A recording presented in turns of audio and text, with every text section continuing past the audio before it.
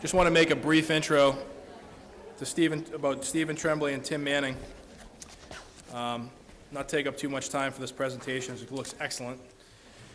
Steve Tremblay is an executive director in the Ernst & Young's Fraud Investigation and Dispute Services practice in Boston.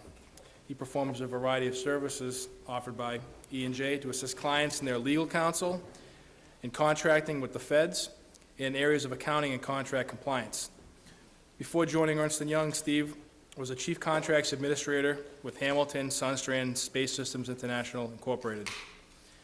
During his tenure with them, Stephen gained extensive experience in dealing with complex government contract issues, both with commercial customers and government agencies. He has an MS in management with a concentration in international business and MBA in management from Rensselaer Polytechnic Institute and Western New England University. Welcome, Steve. Thank you. Thank you, Mike. And Tim's a manager in the Fraud Investigation and Dispute Services practice, and he is based out of Boston, Mass. As well. He's been with FIDS for over 10 years, and during his time, gained a broad range of experiences working on a variety of projects across different industries, ranging from investigations at pharmaceutical manufacturers to restatements at financial institutions, from contract terminations for defense contractors to conducting reviews of key business systems.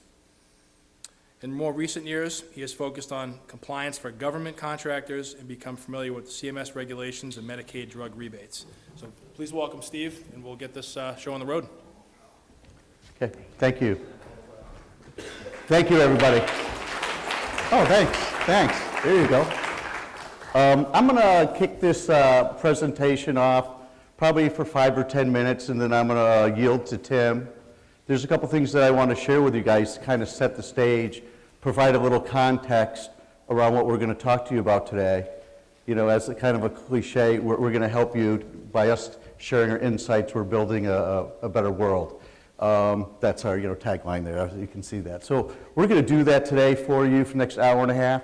There's about 50 slides that we'll go through. The focus is going to be cost-price analysis for contractors and subcontractors. It's a very important area today.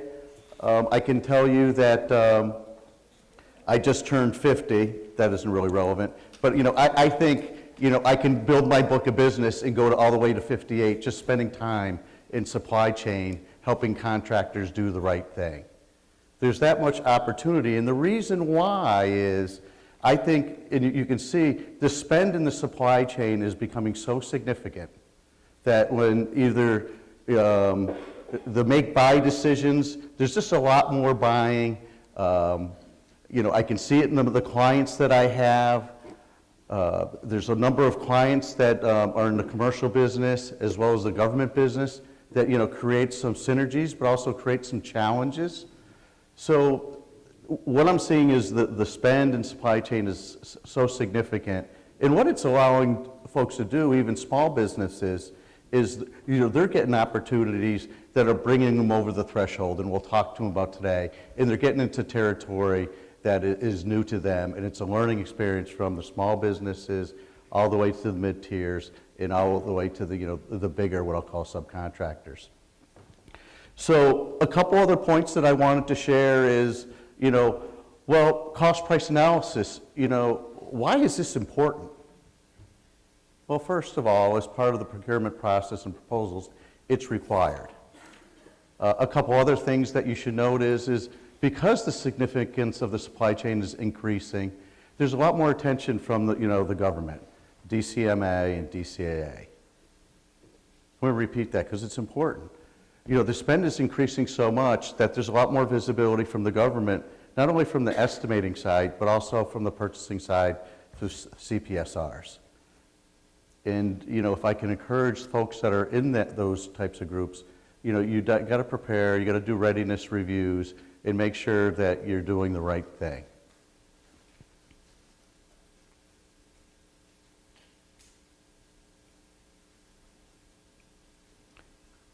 One final note before I turn it over to Tim, and this has come up at a recent NDIA meeting, is, the subcontractors are responsible for their vendors and their subcontractors. There's no privity of contract between the prime and the sub and the lower subs. The subcontractors are responsible, monitoring, making sure those subcontractors are doing the right thing, whether it's cost price analysis is getting the right data, or whether it's incurred cost submissions or anything like that. It's up to the subcontractors to make sure that they're doing their due diligence to make sure that they're doing the right thing.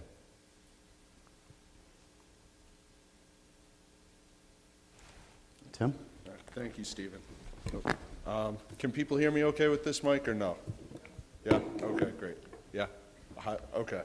All right, so moving on, well, just real quickly, contents of what we're hoping to cover today. Overview of what cost and price analysis is, overview of certified cost or pricing data, the proposal process, cost analysis, price analysis, and then commercial item determination. So overview of the proposal process begins with the government producing a request for a proposal. Prime contractors will compile this proposal, including certified cost or pricing data as needed. Currently, the threshold is $750,000. This was increased last October. I think most people are familiar with that. Well, actually, to back up for a second, do we have, I guess, what do people do in the audience? Do we have contracts administrators? Do we have people performing, Thanks, Tim. contract admins? Anyone? Show of hands. Yeah. People doing cost analysis for a prime contractor? People reviewing good. cost analysis produced by subcontractors for a prime contractor? Yes. I see some uniforms. We have some government folks, either contracting officers or filling other roles for the DCA, DCMA? Yes, yes, excellent. Okay, Okay, so we got a good mix. okay. Thanks, Tim. So as Stephen and I were talking, preparing for this is the sort of topic that can be viewed through many different lenses, many different perspectives, depending on what role you're filling, whether you're producing the analysis, whether you're reviewing it. So there's a lot of ways to tackle it. So we may jump around a little bit. If folks have a question about looking at one way as opposed to another, please raise your hand. We're happy to take questions. So back to the presentation. Current threshold is $750,000. There are exceptions that do apply. Competition, commercial item are two of the most common, as well as prices being set by law or other regulation.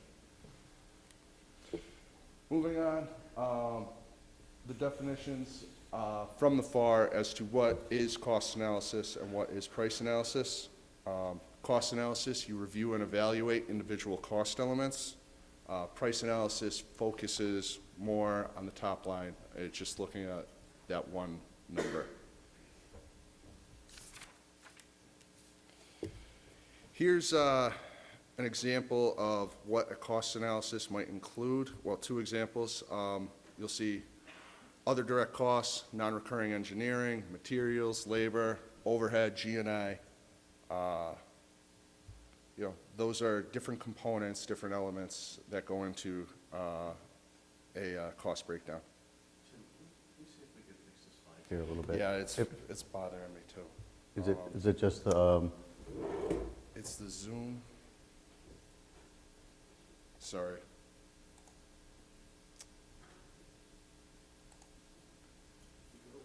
is it,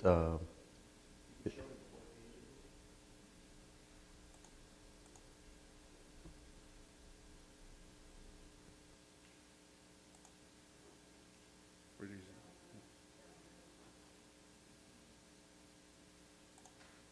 This one? There we go. Thank you. There we go. Okay. Thank you. Sorry about that. All right. Moving on. Certified cost or pricing data. So this can be many different things. It can include historical accounting records, vendor quotes, PO history, make-buy analysis, unit cost information, unit cost trend data, data supporting business projections, factual information that's directly related to the cost buildup that's being provided. This all comes back to Truth in Negotiations Act. I think most people are familiar with this. This has been around for a long time. It's Basically, the intent of it is to put the government on equal footing during the negotiation process, making sure they have access to information that is necessary for negotiation purposes.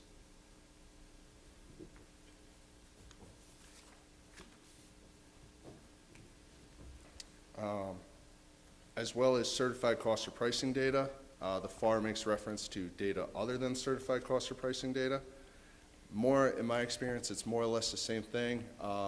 Maybe, it's not certified, obviously, but it can include sales data, information that explains estimating methods and judgmental factors and other things.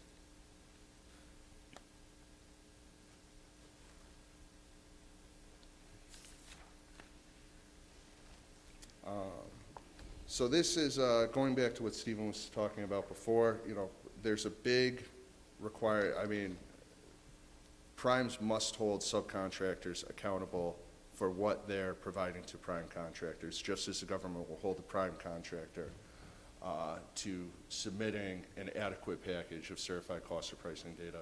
A lot of the problems we tend to see could be fixed right on the front end if people made use of the adequacy checklists, if they did more due diligence when performing that initial review of CCPD. Exceptions to certified cost or pricing data. The first three are mandatory exceptions, so adequate price competition, prices set by law or regulation, and commercial item acquisitions. There are additional waivers or other exceptions available. In my experience, you don't frequently see those.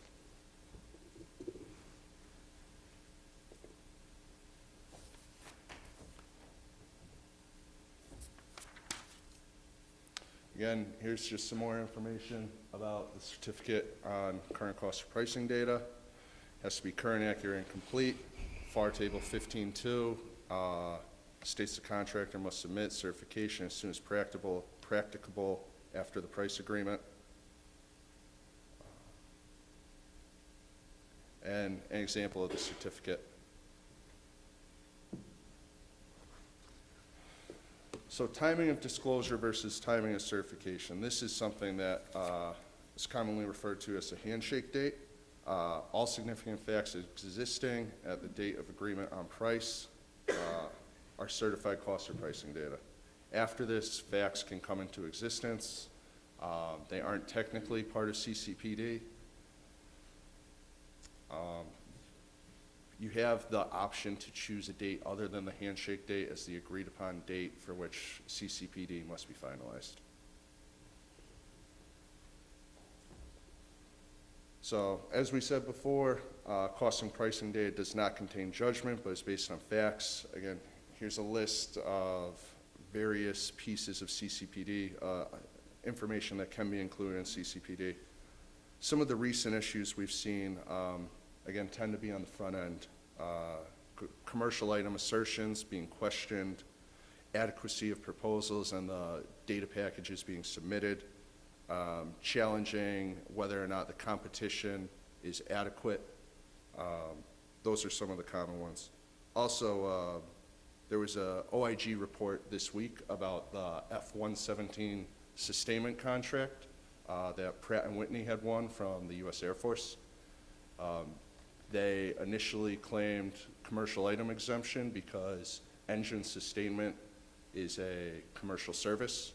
The OIG has challenged that claim, and it's now being reviewed and it's being litigated, and Pratt has been subpoenaed to produce additional information related to their cost data.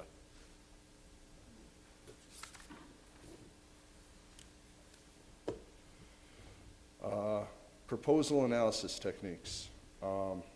Another trend we tend to see are many of the large primes, some of the top 10 defense contractors, issuing proposal guides or compliant proposal guides to subs, explaining to them basically the requirements of FAR 15.4 and Table 15.2, pretty much giving them a walkthrough of how to prepare a proposal, example tables that could be used to create a BOM or to present rate data. This seems to be a best practice for large primes and tends to help them get back better data, which helps the primes perform cost analysis in a timely fashion, which can be another big hang-up, getting this stuff done in time to get the proposal out the door.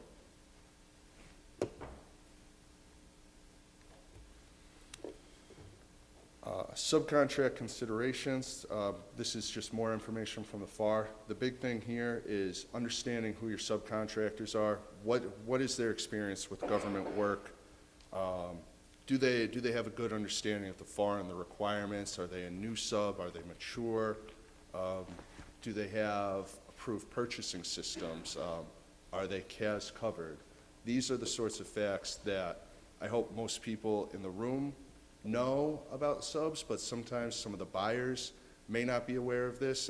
You know, a supplier might just be a supplier to them, and not every buyer is going to recognize the differences between some suppliers, especially at organizations that do both government work and commercial work.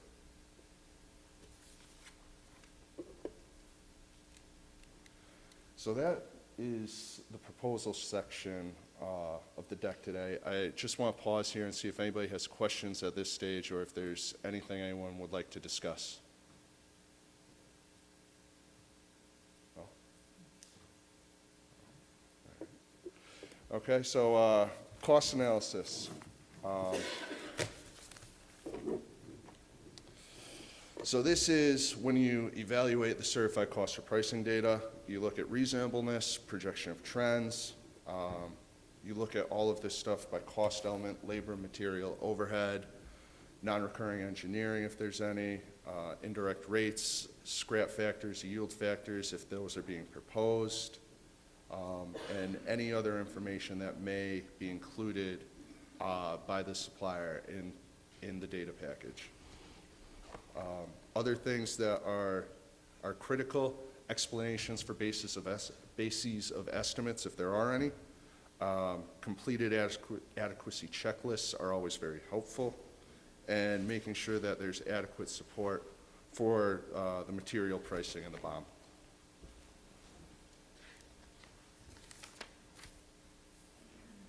Tim, before oh. Just elaborate a little bit on the cost analysis. If you folks haven't seen an analysis, and that's one thing I wanted to say, is these are not audits, they're analysis. So if you do a price analysis or a cost analysis, that's just what it is. And every analyst might have a different take or do a different risk profile than another analyst. So when we're talking about cost analysis, Tim says looking at this from a different lens.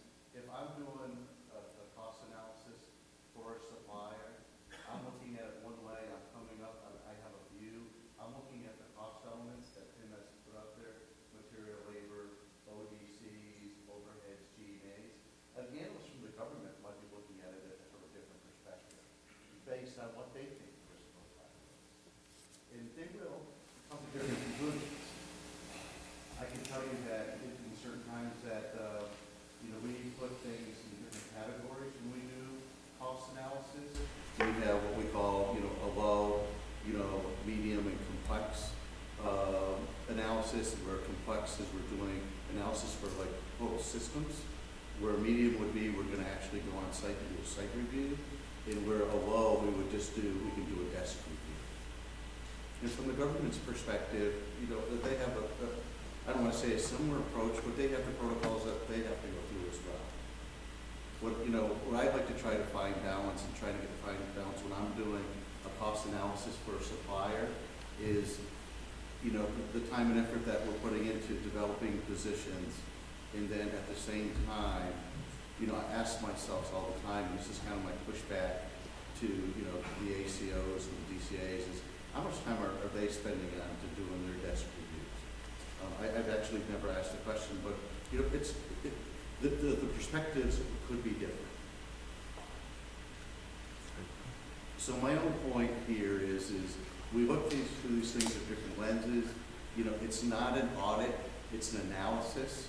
You know, you can spend a lot of hours getting it to perfection. It's an analysis. If there's a small amount of material, you know, it's immaterial, you move on. If it's all overhead rates, that's where you do the analysis on and develop your conclusion. It's the only way we're gonna get there faster. And, you know, the reports have to simply say, you know, what the price was by all these cost elements, what the analysis conclusions are, and what's the difference. And you compare it to history and so forth. And that's what the analysis is for. And if you do, you know, try to keep it simple and answer all those questions, you know, you should end up with a good product. Now, some are more complicated than others, but we got to stay focused on, you know, the main attributes and the pillars that are required in the cost analysis to make sure that, you know, it's effective. Right, and Stephen brings up a great point, understanding the percentage-wise, the total costs, how much of the total cost is associated with each element. As he said, if rates are 50%, hopefully you're spending an appropriate amount of time focusing on the rates and the details as to how they calculated those and the supporting information. The other thing to keep in mind is if you perform cost analysis and you receive CCPD from a supplier, it's unlikely to be right the first time. You probably have stuff you don't need. You're probably missing. Say that again. Yeah. It's never right the first time. It's never right the first time. And that's okay. That's part of the education of the subcontractor is your responsibility. You got to educate those. You know, I've been in offices with saying, telling the buyer, you got to go out there and you got to explain to them. The trick here is not a lot of the buyers understand what this means as well. And so you can have all the checklists in the world, but if you don't understand it, you know, we've been asked on behalf of the companies to go out to suppliers to explain what an adequate proposal is, go through the adequacy checklist. You know, some companies we've been to that, you know, how do you develop your burden rate? Well, we just put a factor of 80 on everything. Okay, well, so, okay, but we got to do something a little different. Right, and that goes back to what we were talking about as best practice, compliant proposal guides, offering training to suppliers about the sort of information that is necessary to be included in the package to perform the analysis. Next slide. Okay, so this is more information from the FAR, 15401. 404-1C. The big thing, at least to me here, is 2-I, the verification of cost or pricing data. Making sure, you know, you need to be focused on price reasonableness, and that's a critical thing.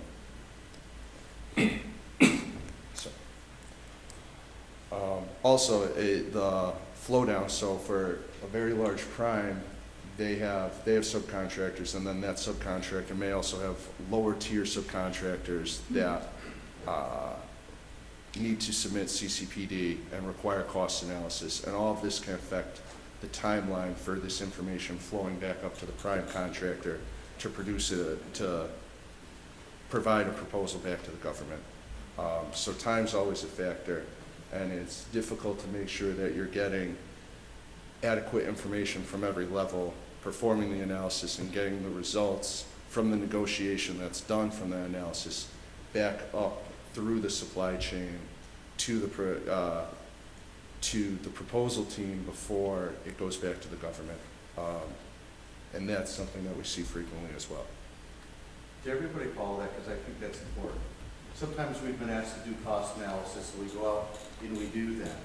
And then, you know, at the other end of the building, we have estimated people doing proposals, and they're doing disclosures, and they're not coming back sometimes and getting, you know, and then results of the cost analysis, which should be in the proposal updated when you complete it. So sometimes we see that there's, you know, a disconnect, because then when the cost analysis is eventually presented, perhaps to a local NCMA person, and they take a look at the proposal and the disclosure, and they can't match it. And so that just shows that there's a gap between the people in maybe supply chain doing the cost analysis, and that cost analysis number not getting into a latest and greatest disclosure. So, that's important. It's just something that you have to, it could be a timing thing, but we got to make sure that when there's progress reclass and all that stuff that's captured. Okay. Comparison of costs proposed by the offer for individual cost elements with actual costs previously incurred by the same offerer, previous cost estimates from the supplier or for the same or similar items, other cost estimates that have been received, independent government cost estimates by technical personnel. That's not one that I've seen very frequently as being performed. Forecasts of planned expenditures. And of course, scrubbing for unallowables in accordance with FAR 31. Technical analysis. This is where engineering and other specialties can come into play. A big thing, at least in my experiences when completing cost analysis, understanding the labor mix, the qualifications that go into it, getting a check as to whether or not it makes sense. Is the amount of labor right? Are the levels of experience correct? Does it make sense for the program? Yeah, just to build on that, that's a favorite chart of mine because sometimes we think the cost now, the analyst is just doing math. One of the important elements is getting a tech evaluation to complement that or to support it. And, we found that sometimes, analysts are not getting the tech evaluation or they're trying to write it with a person perhaps that's not qualified to write it. So best practice would be is to identify, a person that's maybe in that specific commodity to be assigned to write a quick evaluation, to review it and document and make sure that that's in the file.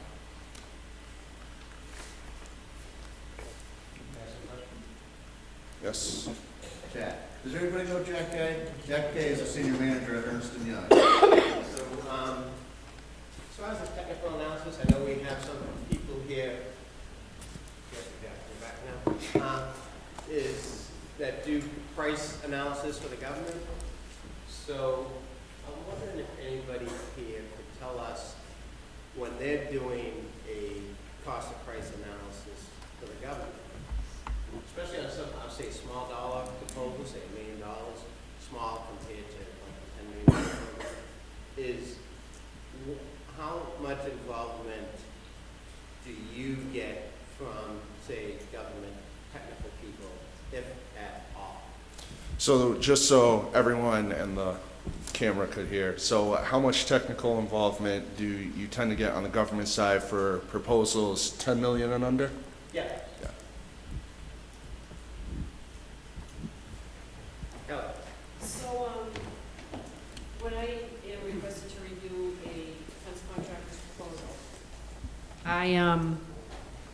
I will not request a technical unless the person who is requesting me to review the proposal asks me to request a technical.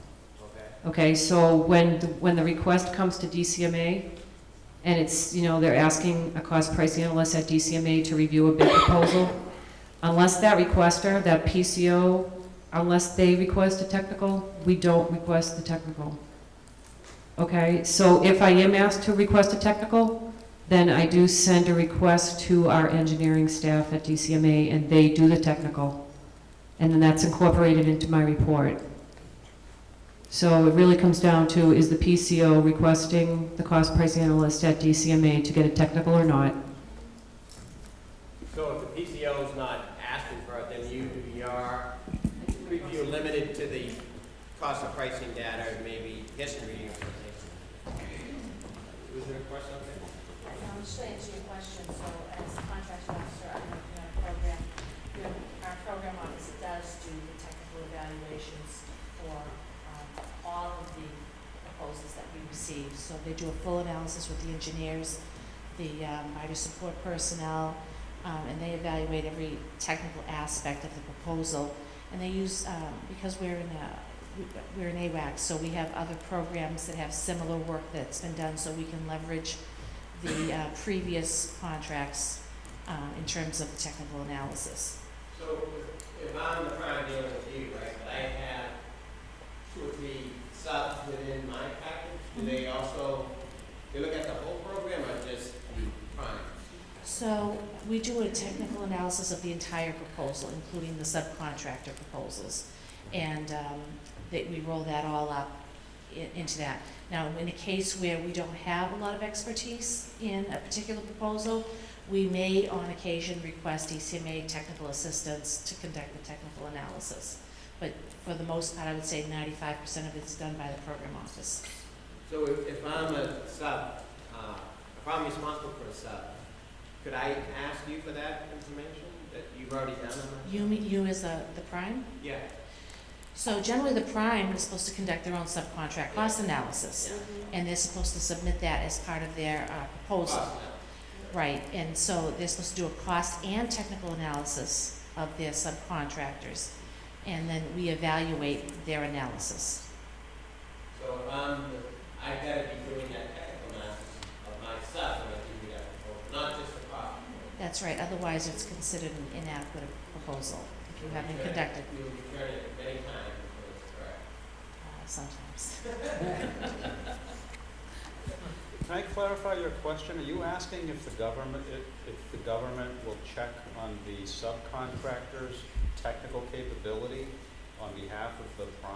Is that- Correct. Yeah. I would say we will do an assessment of the on the government and PCO as well. Right. We'll assess the overall capability, but we definitely think it's on the burden of the prime to make sure he has capable subs.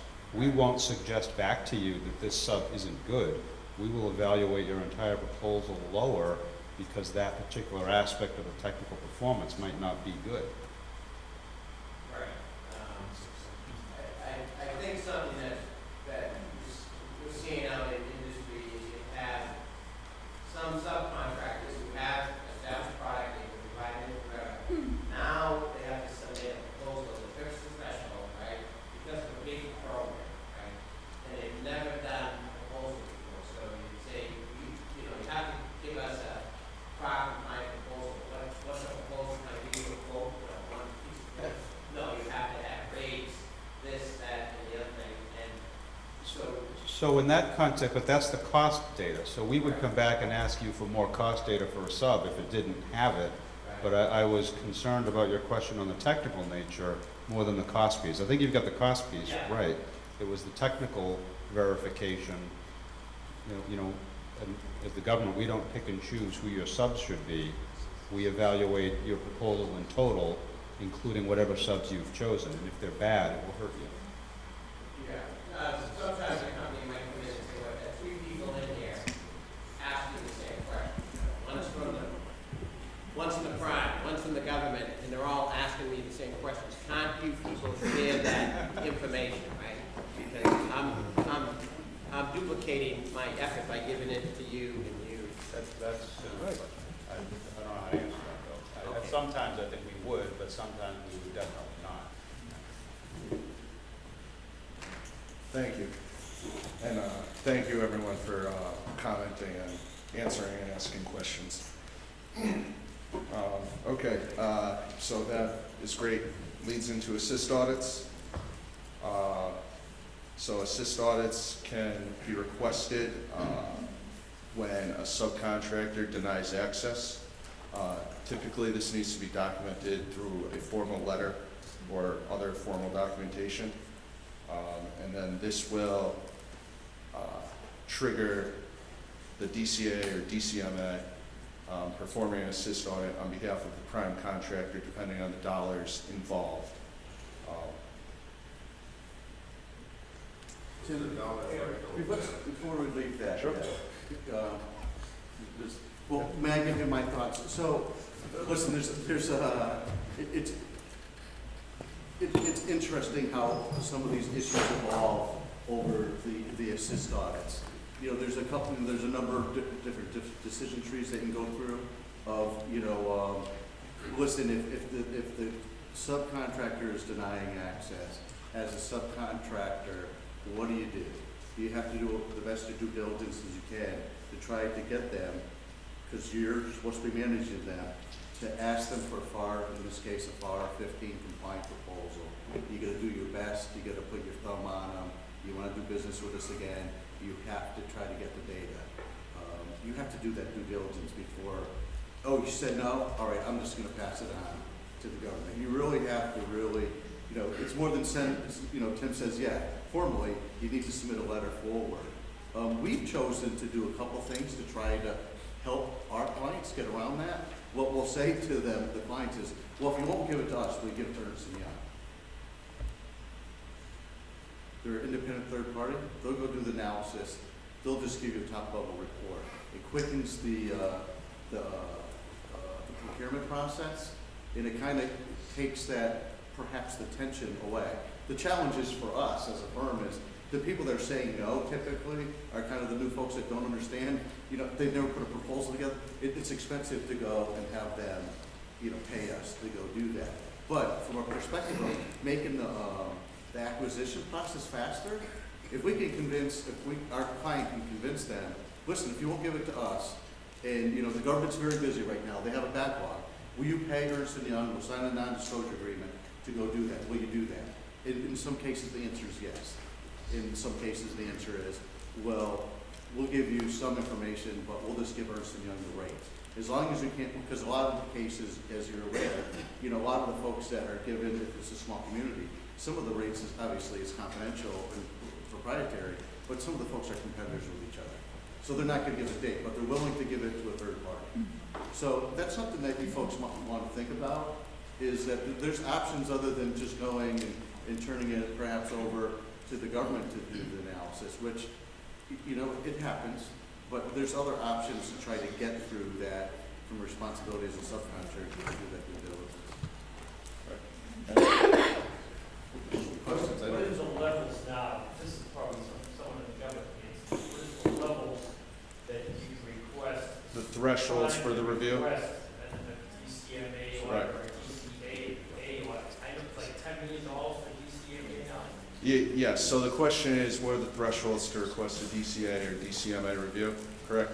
So it's 10 million fixed price. And 100 million for cost type, correct? Did you Yes. get that? Yeah, so, 10 million for fixed price? yes, sir. And 100 million, okay, so, you got something underneath those thresholds. Will DCMA do one? Yes. What are their thresholds? None, Yeah. none. We Right. can do, I'm from DCMA, we can do reviews under 10 million, over 10 million, regardless of whether they're fixed price or cost.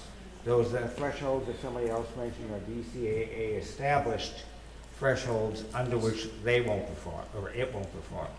Yes. So the answer to his question, DCMA will do it, depending on what it is, you'll do, no matter what the value is. Is That's that what correct. What's the average time it takes? About The 2 question days, is how much is the average time for turnaround? about 2 days. 2 days. I have no idea.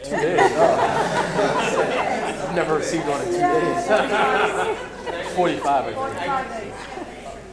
If you have a technical review, then you can add on at least 30 to 45 days.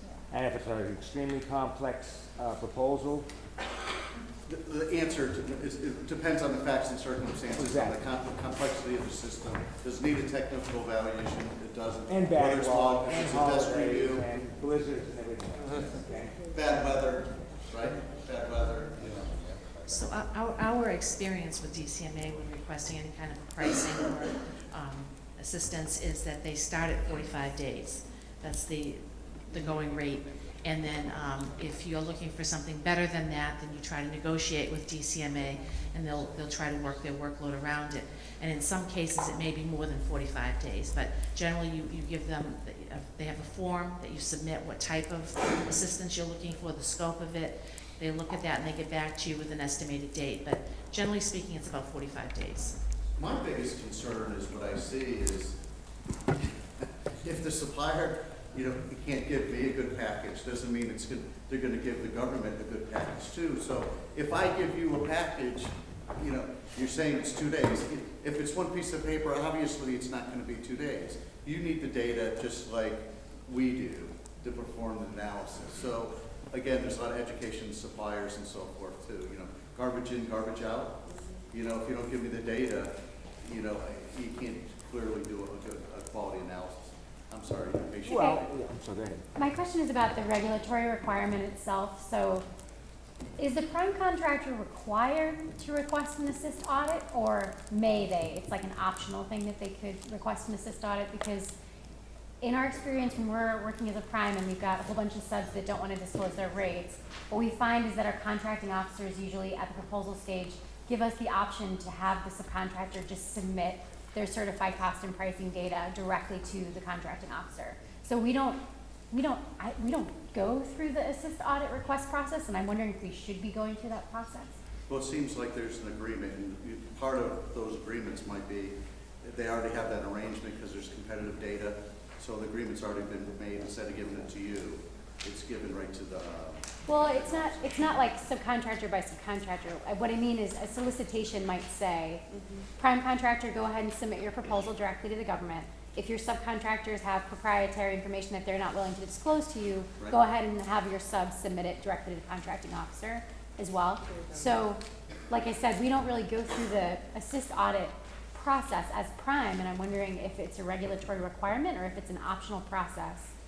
Well, that would raise the question, whether there's enough data for the contracting officer to evaluate whether the subcontracting prices are valid or reasonable. So there's a And there wouldn't regulatory be. requirement. There wouldn't be, a certification of cost and pricing data wouldn't be enough. Please. Right. There's a regulatory requirement for the prime for the subcontractors over the threshold to perform a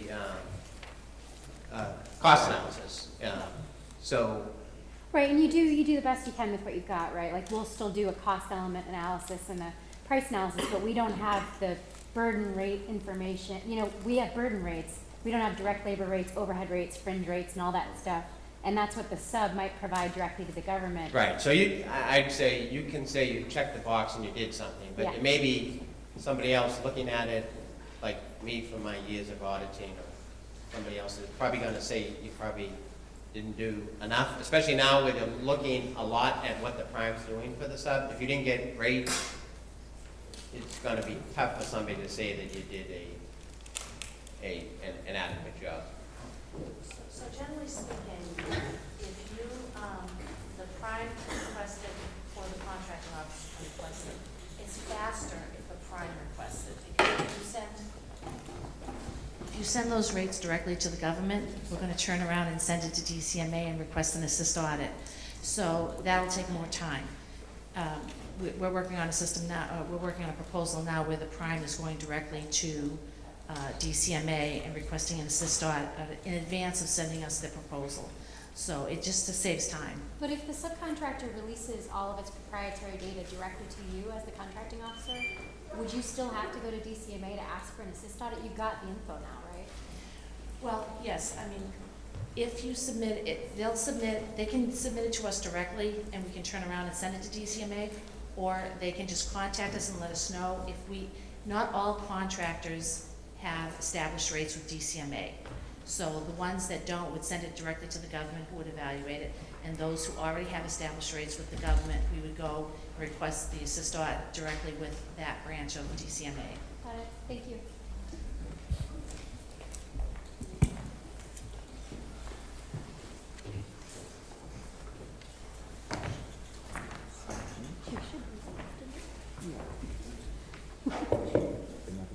Okay, so, Tim, just as a time check. yes, all right. Cost analysis techniques. We're going to quickly go through some of the typical cost elements and some of the techniques used to evaluate the cost data that would be provided in a certified cost or pricing data package. Labor, hours and rates, material, overhead, G&A, and other rates, other direct costs, non-recurring engineering, and profit. Labor element, of cost will include labor hours multiplied by the labor rates applicable for those hours. Basically, you'll want to look at the hours being proposed and the rates for the categories of labor to perform the work. Support for the labor qualifications and the labor rates are critical. That way you can understand how they got to the numbers that they are proposing. Typically what you can see here is prior production runs or other information. It would depend on whether it's a new product or something that's more mature.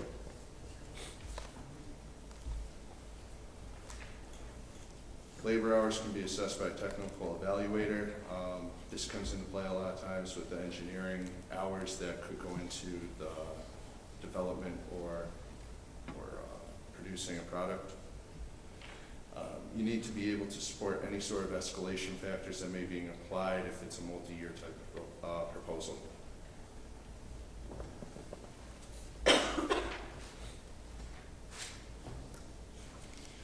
Labor rates must be deemed fair and reasonable and researched further. If rates for a particular labor category appear to be outside of industry function or norms, you can also look at public data for different categories of job types as to what might an appropriate labor rate, what an appropriate labor rate might be.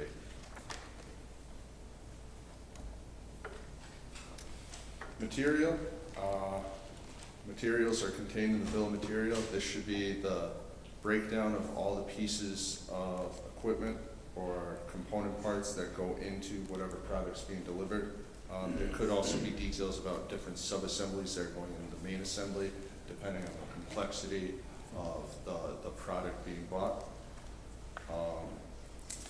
Depending on the maturity of the product, different techniques can be used to analyze material costs that are being proposed. For example, something that's a prototype or something that's very heavily R&D, you're going to need to rely on expert opinion. That's in a situation where you might need another technical evaluation being done. A new product, you tend to look at similar products that are out there. At a product acceptance stage, you can start using earned value techniques to analyze costs. And then for a mature product, you can use learning curve or any of the other techniques. Another thing to keep in mind is to look at the PO history and vendor quotes that are being supplied as part of the bill of material to support pricing. Are the suppliers, are the quotes being used for proper quantities? Are the quotes recent? Are POs recent? Has anything changed in terms of input prices, be it steel or gold or any other commodity? All of this information is important when analyzing whether or not the supporting information for the material element of the data package is adequate.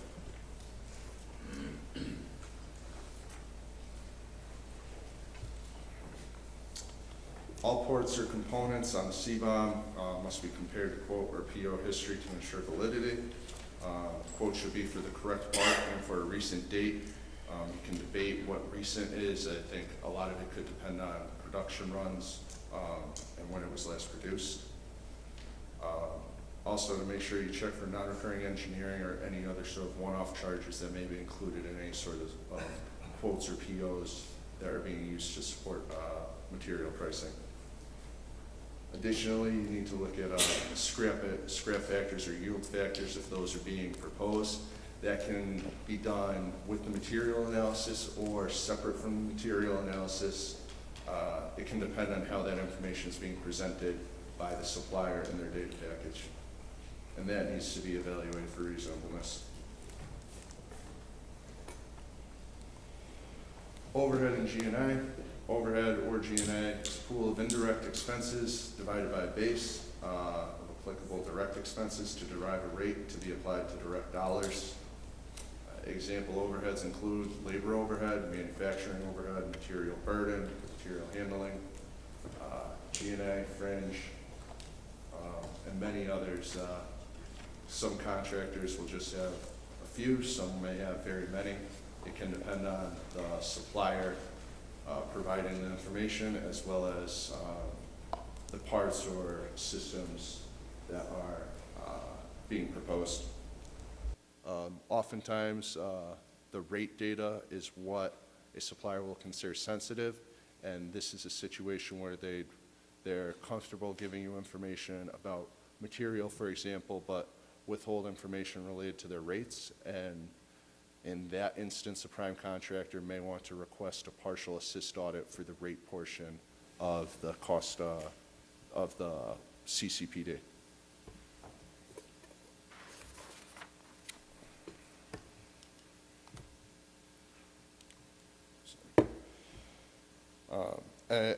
Something else that you need to be aware of is rates can be presented in different ways, especially if you don't have much history receiving rate information from the supplier as to how they build them up. You can try to put a lot of things in the base or a lot of things in the pool, depending on how you're trying to, depending on what you're trying to show and how you're trying to recover costs as a subcontractor. I think just to build on that, I want to make sure that this comes out of balance. I think some of the smaller contractors, I don't want to say they make it up, but sometimes they don't really understand how to develop indirect cost rates. And we should ask from a professional skepticism, we should be, it should be a red flag when, you're getting proposals with 2 sheets of paper and 3 sheets of paper, and, kind of through inquiry, ask them about how they develop the rates. I think those questions are fair, and, dare I say, they don't know what they don't know. And, Jack alluded to this, some of these smaller contractors, because they're getting bigger bites at the apple because of larger procurements, they're putting them in the place they've never been before. And that's where we're seeing, a lot of the challenges and the holdups in the procurement and the delays is, in these smaller firms getting bigger, getting over the threshold, and they're, $1 million, $2 million, $5 million, that they just haven't been there before. So when I say, they're making it up, I just don't think there's an education to be had out there. And from, the professionals, we got to make sure that we have the patience to see it and the professional skepticism to acknowledge it and try to help them do the right thing. And in that same vein, scrubbing for unallowables, making sure that unallowables are being removed properly,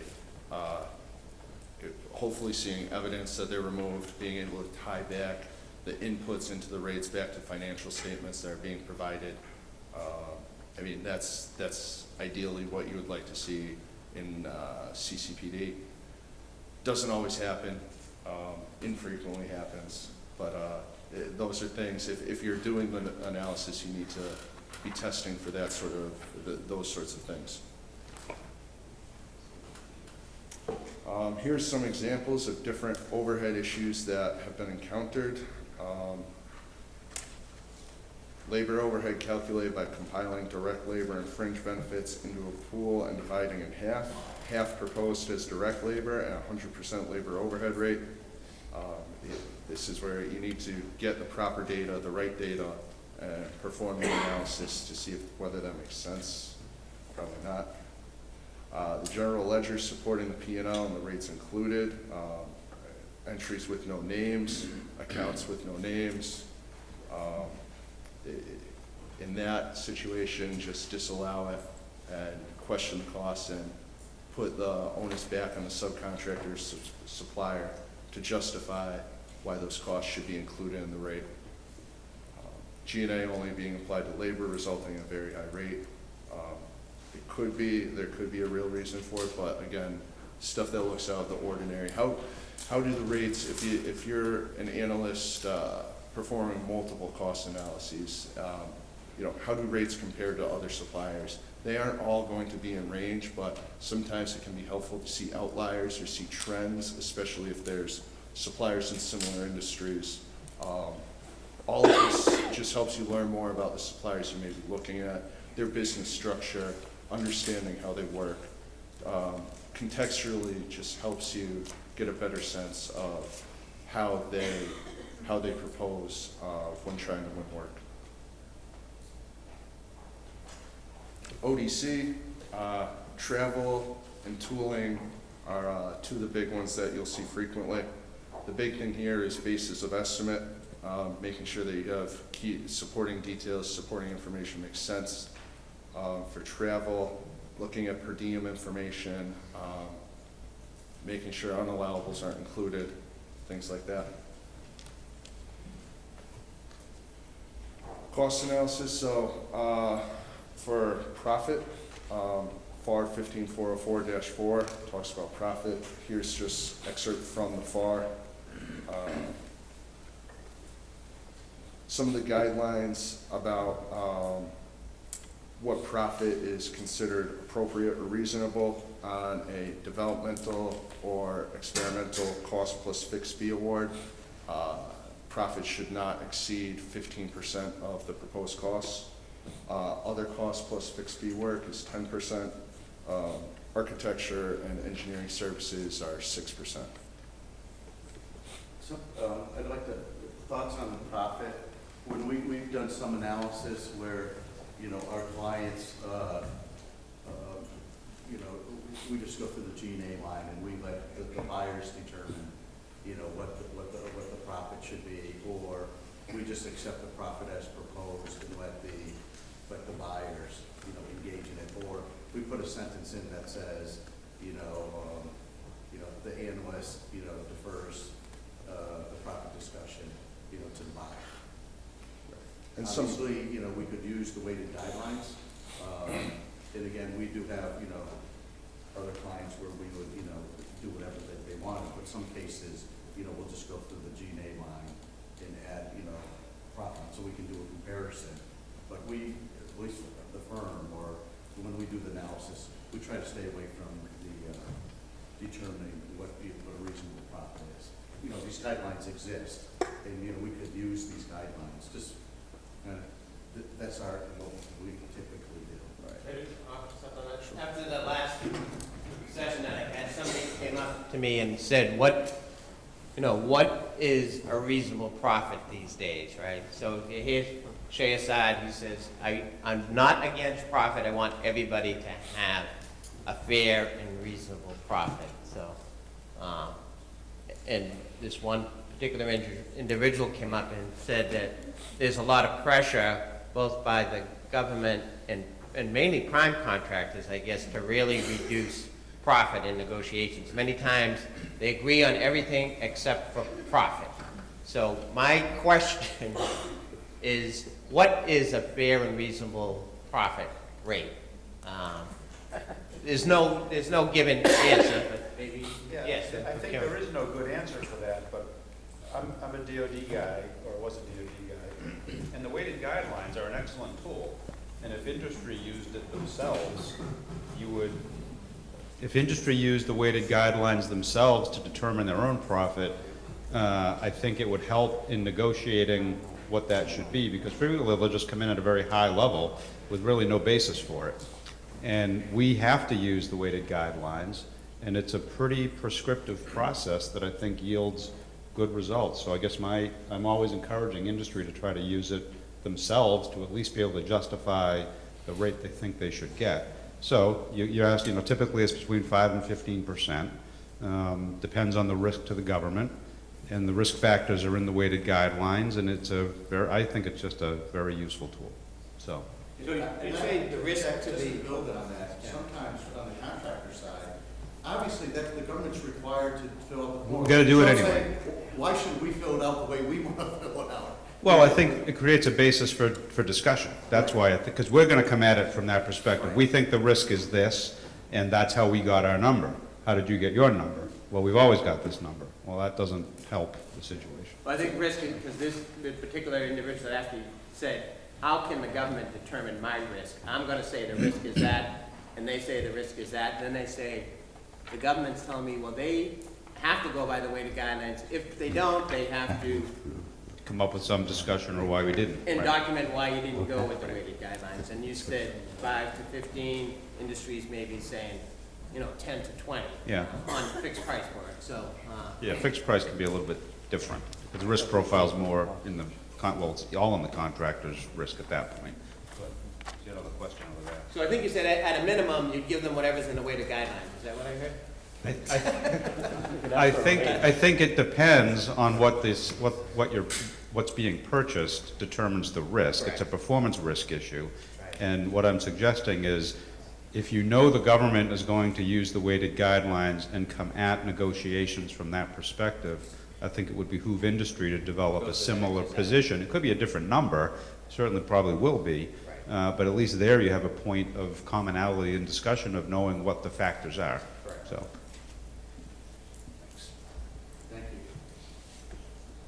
I'm just going to piggyback on what he just said. I am in total agreement with that.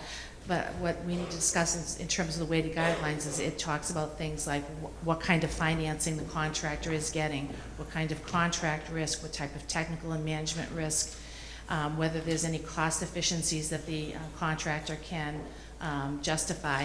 And our chief says it quite often. He says, we're willing to pay anything the contractor can justify. So like this gentleman said here, if the contractors can become more comfortable or more knowledgeable in the use of the weighted guidelines, it's a better way for them to be able to come to the table and negotiate with the government. And what determines the basis of the weighted guidelines is all in the DFARS. That says what we consider high risk, low risk, and that's all laid out in the DFARS. So if you want to take the time to read it, you'll see what we determine high, low, medium risk. Thank you. Jack, thanks for asking a question and giving the mic. Give me his answer side. Yeah, I do. You know he has a Fitbit, right? Yeah, counting steps. So again, thank you everyone. And as was mentioned, performance risk. So there's four main components to profit in the weighted guidelines: performance risk, contract type risk, facilities capital employed, and cost efficiency. For performance risk, there's two factors that go into it: the technical factor and the management cost control factor. There's standard ranges for these, as well as technical incentive ranges. All of that can be found in the DFARS, I believe. Contract type risk and working capital adjustment is the second factor. That can range from firm fixed price with no financing, as being the riskiest for the contractor, least risky for the government, and that's the 5% recommended figure, all the way to labor hours or firm fixed price level of effort, which is the riskiest to the government, least risky to the contractor, and that is 0.5% is what's been recommended. Contract length is also considered underneath this portion of the weighted guidelines. Facilities capital employed tends to focus on the equipment being used, the dollar value of that equipment, and then factors applied to that. Cost efficiency, this is where the government would look at prior cost reductions, so evidence of the prime contractor being able to cut costs on prior awards, as well as reduction in idle facilities and other factors can go into the cost efficiency portion of the profit calculation. Excuse me, can I make ask a question here? Yes. Are you recommending that prime contractors use weighted guidelines methods from the DFAR or any weighted guidelines, formal weighted guidelines method on its subcontractors? We're not recommending that, but the FAR, that's what the position that the government will develop. And, we're also saying that if you know that they're going to develop using it, why would it behoove the subcontractors to at least to assess what they think, how they fall in there. Some of the primes are used in on this subject. Are they? Yeah.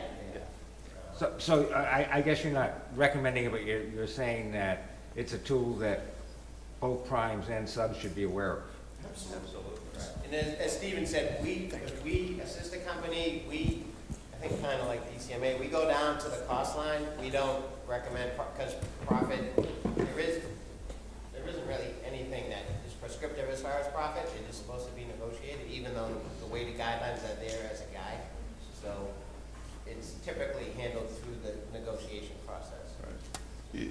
And you also need to, we've had primes, they need to be able to explain to the ACO what they did to analyze profit, Have they looked at subcontractor profits? Have they been able to justify it?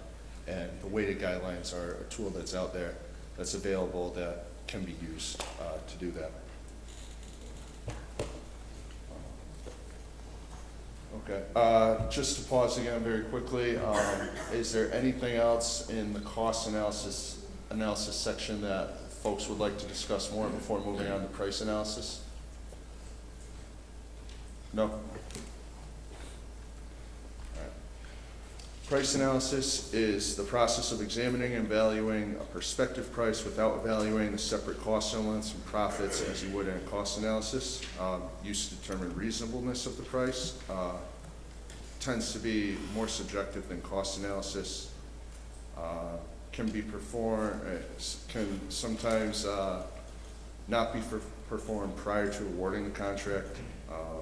Always involves some sort of comparison with other prices, either submitted quotes, other commercial pricing, independent estimates, or market research. FAR 15404-1B describes different price analysis methods. Compared to proposed prices for each offer received or compared to previous prices, those two are the preferred methods. It's especially important for commercial items. Again, independent government estimates is not something that I've typically seen.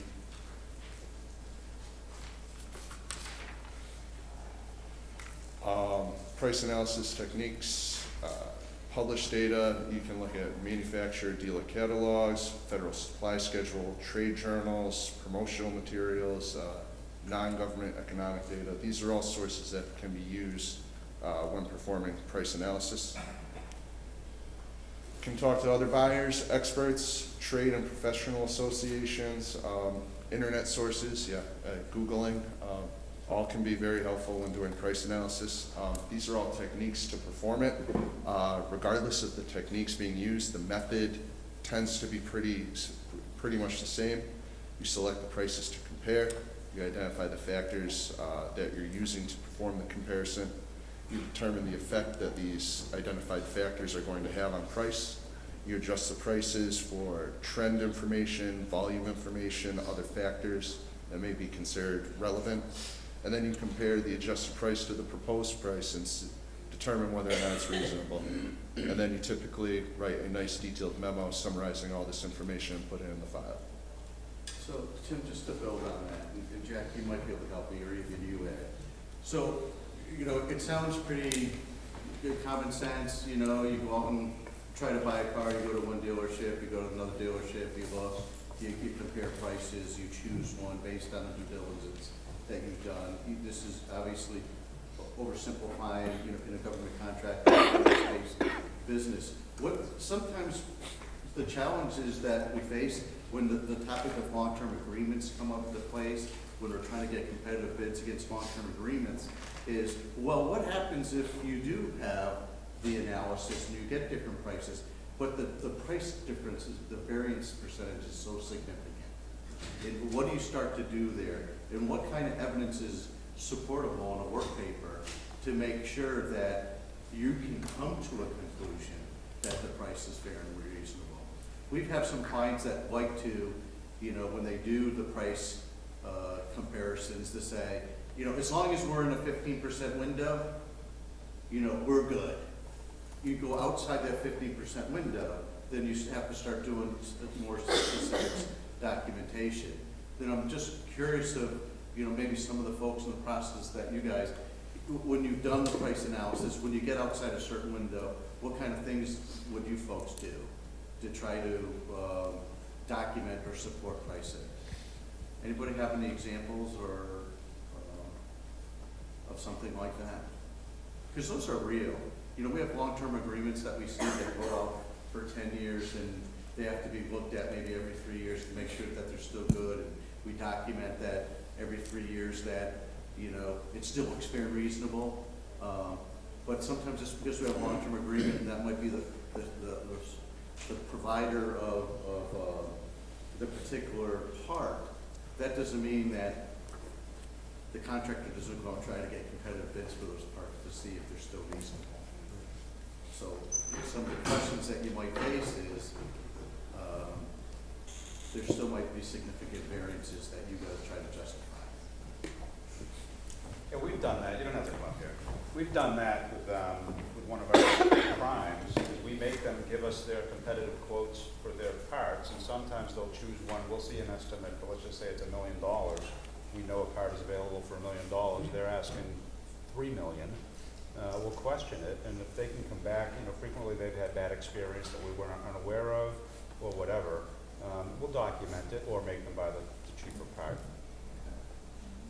It's different in fixed price contract because it's already been negotiated, right? So then it's up to the vendor to get the best deal he can get, but that's what I'm talking cost reimbursement. Commercial item determination.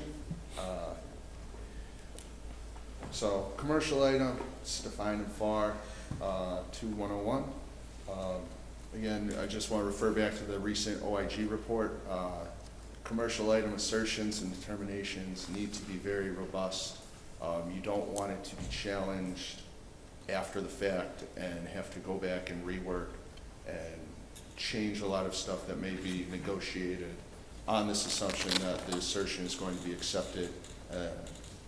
It can become a big issue and end up in litigation as a result. What OIG report?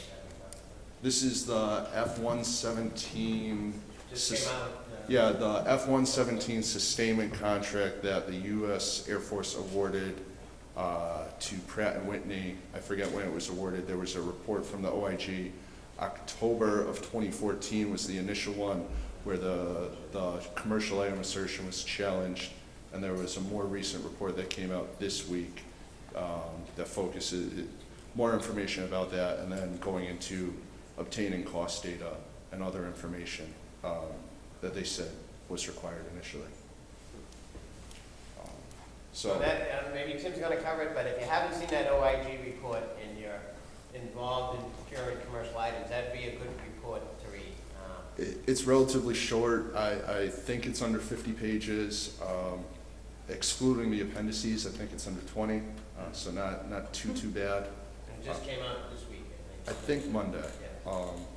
Yeah. I don't know if I'm alone here, but, I don't know if I'm gonna get in trouble here, but I think the government will always have the right to change their mind, whether something's commercial or not.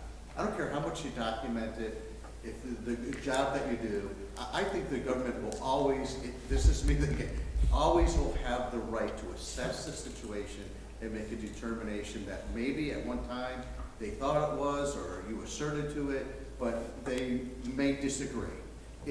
So what would I do to recommend to a client is you got to document based on the facts and circumstances, whether it's your part or whether it's the supplier part, that assertion is appropriate, and that you have the appropriate supporting data, that not only that they reach the conclusion, but you got to get comfortable with that conclusion too.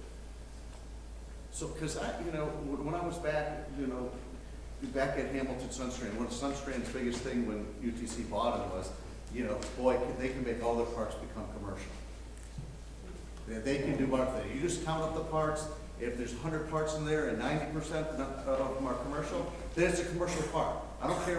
So people were coming up with different analysis 20 years ago or 15 years ago to try to come up with those conclusions. Well, a part back then that they had convinced somebody that it was commercial, today probably went past the test.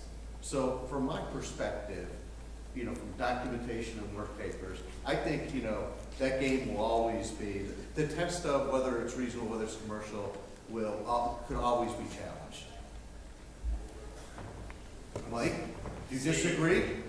Wait, I have a slightly different view? I want to make certain I understood what you said. The government. He's a Sunstrand guy. He worked with me back at UTC. Go ahead.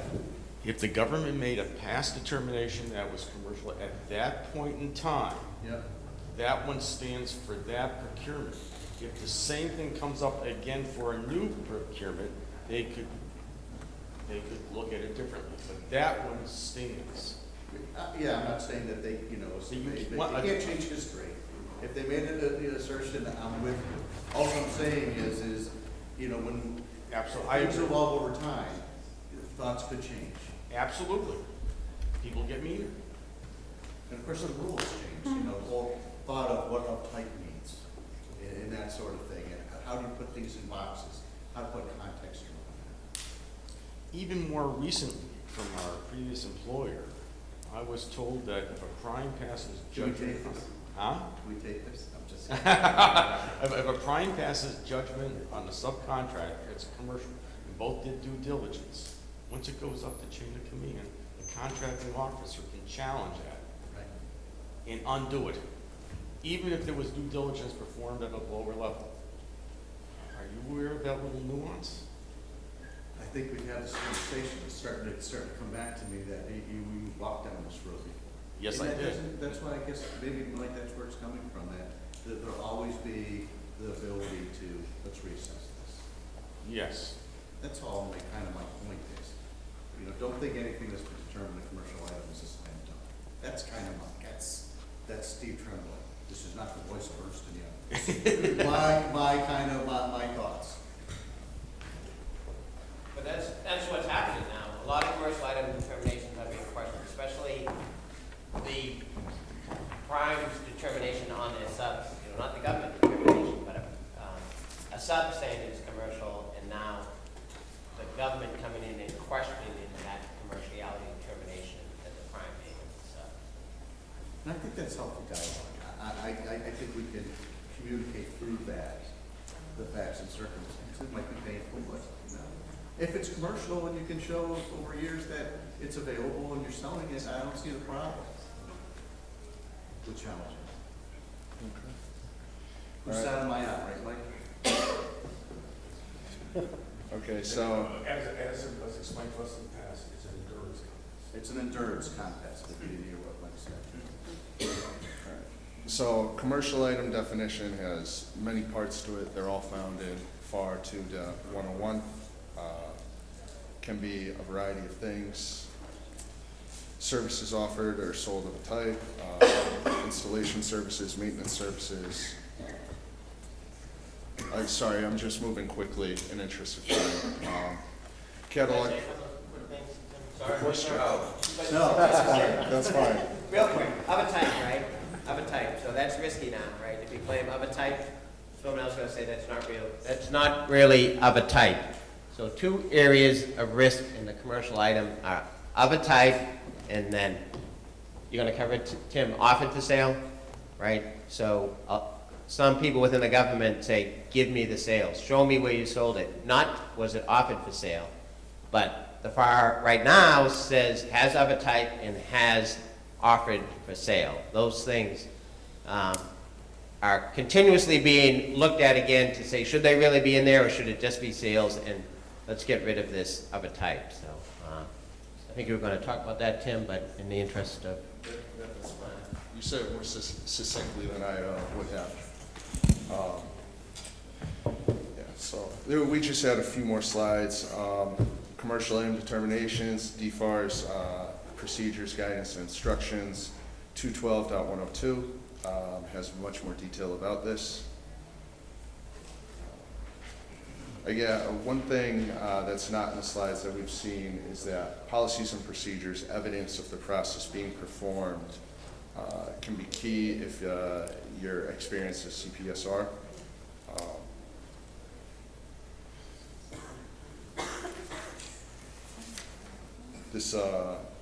There was a proposed rule in August of 2015 about valuing price reasonableness with market-based pricing and some other information.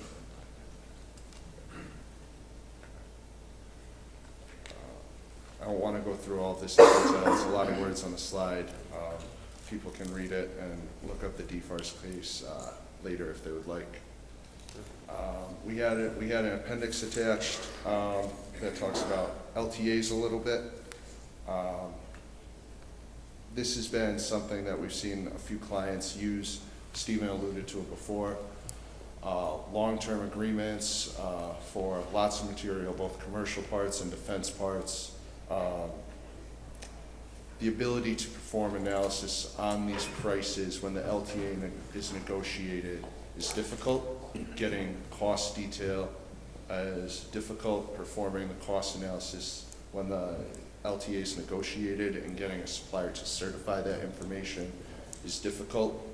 We've seen all of these things challenged related to LTA pricing. It's great from a business sense, but from a government compliance sense, it's very, very difficult. Yeah. Yeah, I think that covers everything. Yeah, it's almost 5, so if there's anything else anyone would like to discuss or questions. Did you want to bring up the concept of minimum buys from the previous procurement that are left over and modest pricing level? I can talk to you about it. No, no. We're keeping everybody from the bar. I don't know if we want to get in that conversation.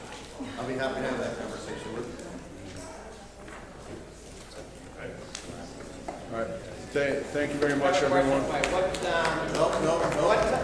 What do ghosts drink on St. Patrick's Day? Ghost? Booze. Thanks, Jack. Thank you, everyone.